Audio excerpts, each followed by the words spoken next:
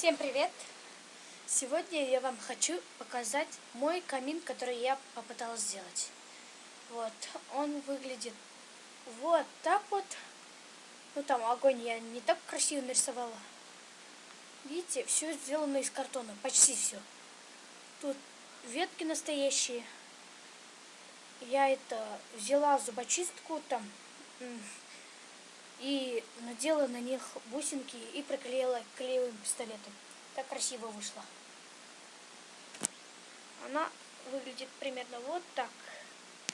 Вы видите? И на этом все, что изменилось в моем домике Monster House, и то, что я сделала вчера.